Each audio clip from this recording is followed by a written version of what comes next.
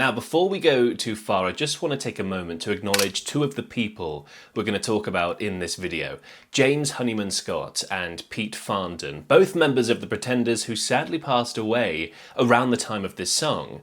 James just as it was being written, and Pete a year later. Not only did they go far too soon, but they're both essential to this song. So, in 1982, the Pretenders were already well into a successful career. Their self-titled debut album in 1979 had put them straight on the map, cracking the top 10 in both the UK and the US. Their blend of punk rock energy, catchy hooks, and Chrissie Hynde's emotive lyrics was a great recipe, and was immediately popular. Second album, Pretenders 2, was almost as successful as the first album, and the band were obviously the real deal. Already, they had a solid international fan base, a collection of hits, and earned a great live reputation through extensive touring.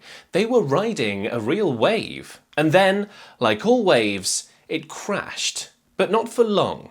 Back on the Chain Gang came about after a period of turmoil for the band. In 1982, they made the decision to fire their bassist, Pete Farndon, a founding member. Pete sadly found himself losing control of drug and alcohol issues. His substance abuse was affecting the band's ability to work and tour effectively. And as they started work on their third album, they decided to part ways with him. Pete just sort of drifted off. He was definitely taking a different direction musically. And that, it was obvious. But I think probably because he was pretty stoned out, he didn't see it. It was there, everyone else could see it. It was very obvious that the thing wasn't happening. But what they didn't see coming was a tragic twist of fate. Just 2 days after firing Pete for his drug problems, James Honeyman Scott, their talented lead guitarist, died suddenly at the age of 25. His death was caused by heart failure brought on by a mix of cocaine and heroin. It was considered an accident. I spoke to him on the phone and he said, he says, we were talking about the song Chain Gang, and he was saying, I got a load of new chords for this one part and I was playing it last night, and he was well into it. And he was very gung-ho to go out and find a bass player. His death devastated the band, especially Chrissie Hynde, and it also had a big impact musically. James was instrumental to the band's success, with his musical talents helping drive their sound. He had a great ear for melody and could rip out a hook or solo, whatever the song needed. Chrissie even referred to him as her musical right-hand man. He really was the Pretenders' sound. I don't sound like that. When I met him, I was this not very melodic, punky, angry guitar player and singer, and Jimmy was the melodic one. He brought out all the melody in me. His death put Chrissie Hynde into a bit of a tailspin and changed the course of Back on the Chain Gang, because originally she was writing about her relationship with the Kinks frontman, Ray Davies. She was pregnant with his child at the time. That was a song I was writing, and I had shown Jimmy Scott some of the chords, and I was working on this song which he liked, and then he died, and it turned into more of a tribute to him. And one of the key lines is very literal in this song. It did start out where I found a photograph of someone in my suitcase when I was rummaging through it one day. And that's where it says I found a picture of you. That's how the thing started. So. She wrote the lyrics to express the confusion, grief, and the bittersweet memories she had. The title, Back on the Chain Gang, refers to that feeling of being forced back into the grind, back to work, back to the struggles of life, after experiencing such a profound loss, something I'm sure we can all relate to. Now, having this song was all well and good, but they didn't have a band anymore. It was just Chrissie and drummer Martin Chambers. They brought in a lead guitarist called Billy Bremner and borrowed Big Country's bassist Tony Butler. There was also Robbie McIntosh, whom Honeyman Scott had already brought in as an extra rhythm guitarist. The recording of Back on the Chain Gang wasn't easy. They were still grieving, and the sessions were overshadowed with tension and emotion. Aside from their raw grief, the band struggled to carry on without Honeyman Scott's influence and creative spirit. Not that the new guys weren't up to it, the song sounds great.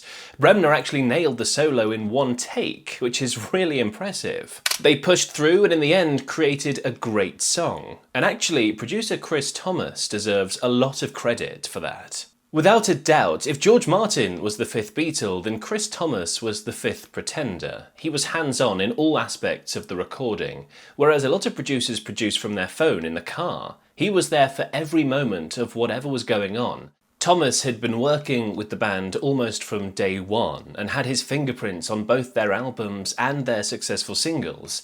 He helped them develop their sound and bridge the gap between punk and pop. And he worked his magic again on Back on the Chain Gang. He had the band record the song as a live performance, using multiple tracks to record different members, and then spliced together all the best takes.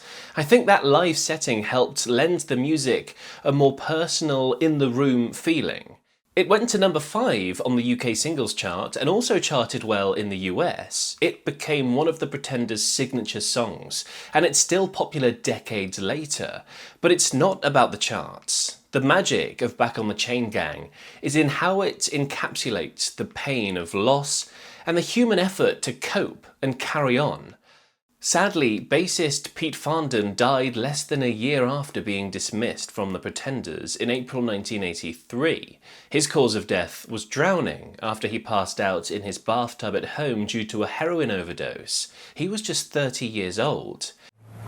I think probably all the people around wonder, wasn't there something I could have done, or was it my fault somehow, or the last time we met, should I have been kinder, or should I have called him more often, or I think everyone that knows the person somehow feels like they're responsible. Certainly, just about everyone around me, I think, must have felt that way. I certainly felt like it was like 100% my fault that the guy wasn't with us anymore. And, well, after speaking to a lot of people that knew him and speaking to his mother, and, you know, it's nothing you can ever really shake off. Chrissy definitely seems to be in turmoil over both of their deaths. I am guilty. It's not a big word if you are guilty. It's big if you feel guilty and you're not guilty. But if you really are guilty, then you should put your hand up and say, guilty as charged. Well, I didn't discourage the drug taking, and I was part of it. It's definitely not an easy topic. After being released as a single, Back on the Chain Gang was included on 1984's Learning to Crawl. Fantastic name for an album, by the way. And it really marked their comeback after losing their friends. Learning to Crawl is considered one of their best albums and an 80s classic, but Back on the Chain Gang will always be a favourite among fans. And speaking of songs with hidden, sad meanings, have you ever wondered what the song Radar Love by Golden Earring is about? Because it turns out that's also got a really heartbreaking twist. I've made a full video on that one, watch it over here.